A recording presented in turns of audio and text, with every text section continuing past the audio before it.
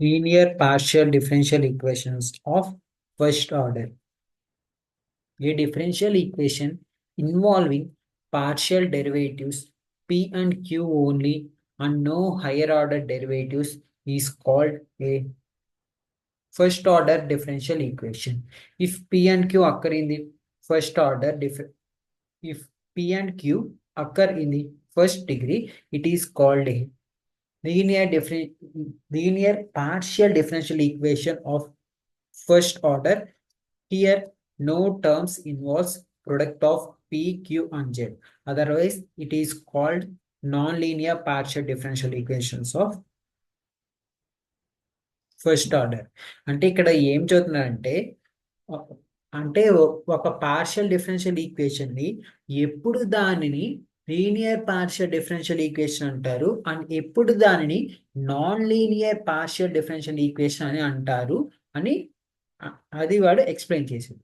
ఎప్పుడు అంటే ఒక ఈక్వేషన్ లో ఓన్లీ పీలు క్యూలే ఉంటాయి. అంటే ఏ ఈక్వేషన్ అయితే పీలు క్యూలు ఉంటాయో దానిని అంటే పీకి డిగ్రీ 2 ఉండదు. అంటే ఇక్కడ ఏంది పీకి డిగ్రీ, ఇక్కడ పీకి డిగ్రీ ఏం లేదు, ఇక్కడ క్యూకి డిగ్రీ ఏం లేదు. కాబట్టి ఏ ఈక్వేషన్ కి అయితే పీకి డిగ్రీ, పీకి క్యూకి ఏమి డిగ్రీ ఉండదో దానిని లీనియర్ పార్షియల్ డిఫరెన్షియల్ ఈక్వేషన్ అంటారు.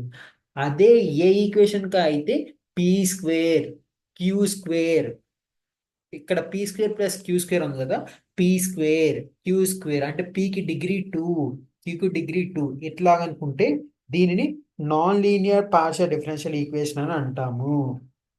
అర్థమైందా? ఎగ్జాంపుల్ చూద్దాం, అప్పుడు అర్థమైంది. ఓకే. అండ్ ఇట్లా ఎప్పుడైతే ఒక ఈక్వేషన్ అనేది లీనియర్ పార్షియల్ డిఫరెన్షియల్ ఈక్వేషన్ అయితే దానిని ఎలా సాల్వ్ చేయాలి అనేది దాని గురించి ఎక్స్ప్లెయిన్ చేస్తాను. ఓకేనా? అండ్ ఇందులో ఒక టాపిక్ వచ్చేటప్పుడు మళ్ళీ మనకి లాగ్రాంజెస్ లీనియర్ ఈక్వేషన్ ఇందులో వచ్చినప్పుడు a linear partial differential equation of first order involving a dependent variable z and two independent variables x and y of the form pp అంటే capital P small p and capital Q small q is equal to r, where p comma q comma r are functions of x comma y comma z is called Lagrange's linear equation.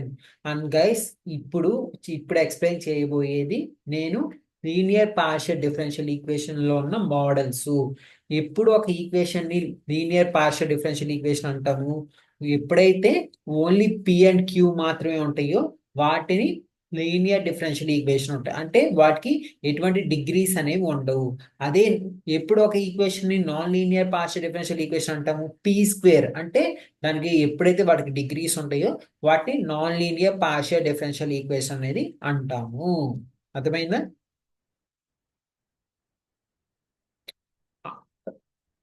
And guys ఇందులో ఈ యొక్క linear partial differential equation లో లాగ్రాంజెస్ linear equation అనేది ఒక model. అందులో problems ఎలా ఉంటాయంటే ఏ form లో ఉంటాయంటే capital P small P plus capital Q small Q is equal to R. ఇట్లా ఉన్నప్పుడు working rule to solve problems like capital P small P plus capital Q small Q is equal to capital R. ఇట్లా ఉన్నప్పుడు దీనిని ఎలా solve చేయాలి అని చూద్దాం. Okay, step 1 వచ్చేటప్పుడు write down the auxiliary equations. Auxiliary equation అనేది రాయాలి. ఆక్సిలరీ ఈక్వేషన్ అనేది ఎలా రాయాలి? dx by p is equal to dy by q is equal to dz by r. Auxiliary equation ఎలా రాయాలి? dx by p is equal to dy by q is equal to dz by r రాయాలి. Step ఏంటి? Find any two independent solution of that equation.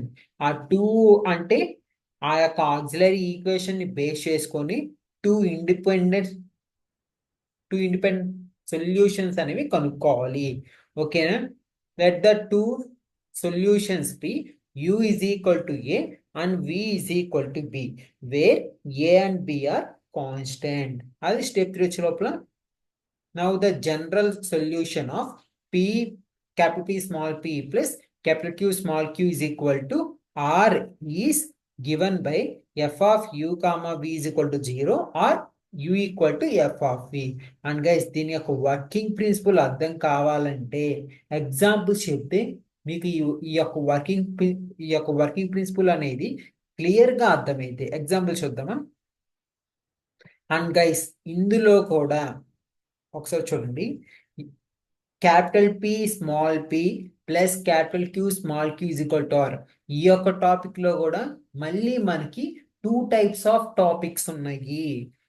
అంటే capital P plus small P capital Q small Q is equal to R. ఈ యొక్క topic మీద కూడా మళ్ళీ ఇందులో 2 topics ఉన్నాయి. అందులో ఒక టాపిక్ వచ్చే లోపల మెథడ్ ఆఫ్ గ్రూపింగ్. అసలు ఈ యొక్క అంటే ఇప్పుడు ప్రాబ్లమ్స్ అనేవి ఆ యొక్క ఫామ్ లో ఇచ్చినప్పుడు మోడల్ 1లో సాల్వ్ చేయాలా, మోడల్ 2లో చేయాలనేది మోడల్ 1లో చేయాలా, మోడల్ 2లో చేయాలనేది క్లియర్గా ఎక్స్ప్లెయిన్ చేస్తాను చూడండి. అండ్ ఇందులో మెథడ్ ఆఫ్ గ్రూపింగ్ అనేది మోడల్ 1 అండ్ నెక్స్ట్ వీడియోలో మోడల్ 2 అనేది ఎక్స్ప్లెయిన్ చేస్తాను. Okay, solve px plus qy is equal to z. Given ఏమి ఇచ్చారు, given px plus qy is equal to z which is of the form capital P small p plus capital Q small q is equal to r. ఈ form లో ఉంది. ఎందుకంటే p square q square ఆ form లో లేదు కాబట్టి ఇది ఇచ్చినది capital P small p plus capital Q small q is equal to r ఆ ఫామ్ లో ఉంది.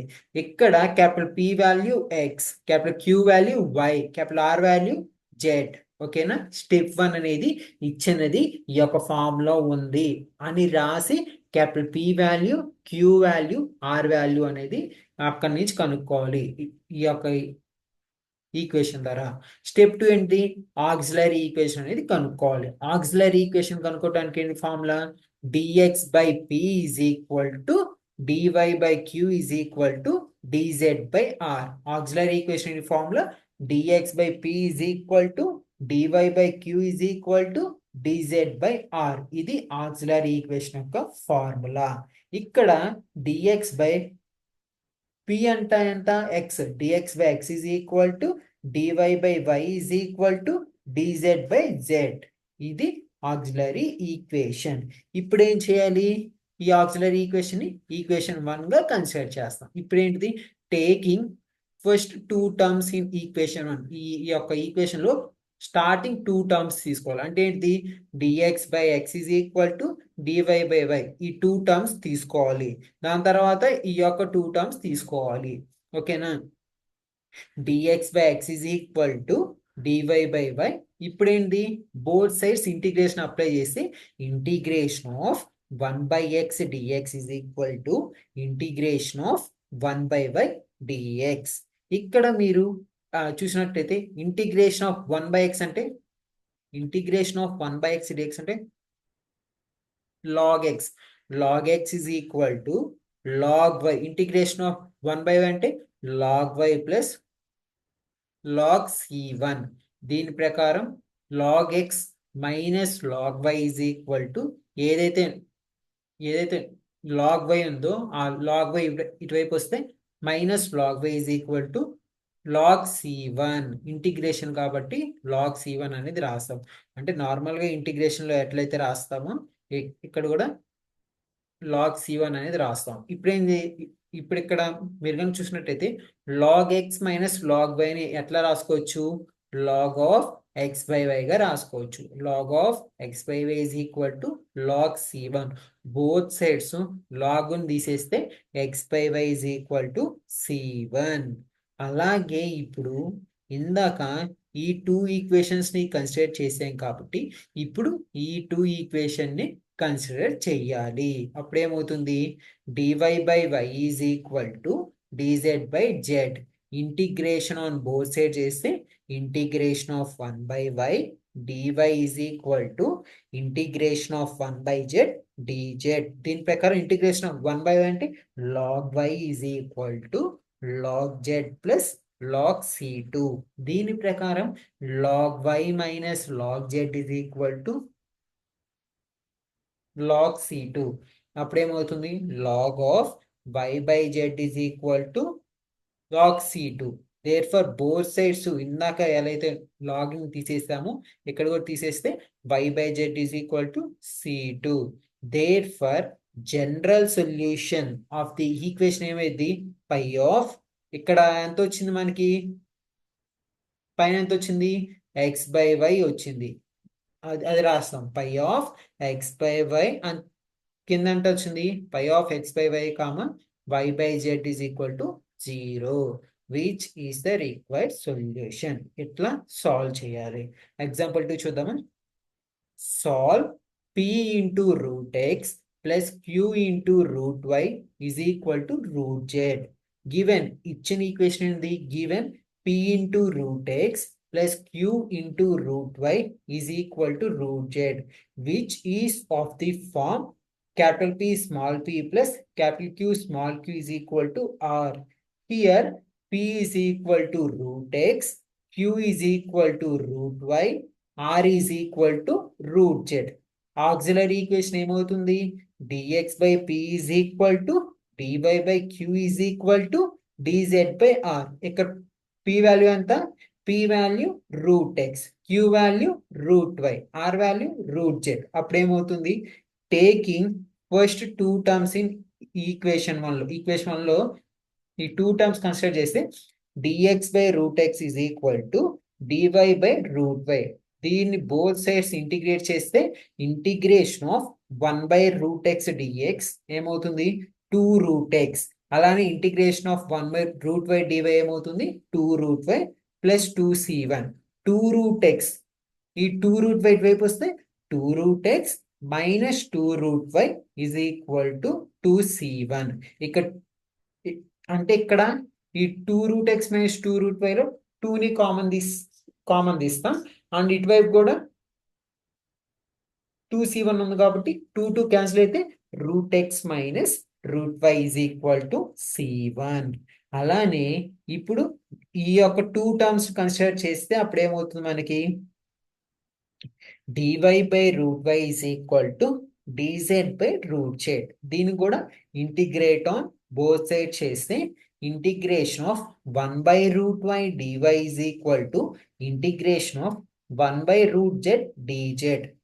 Integration of 1 by root y dy ఏమవుతుంది 2 root y is equal to 2 root z plus 2c2.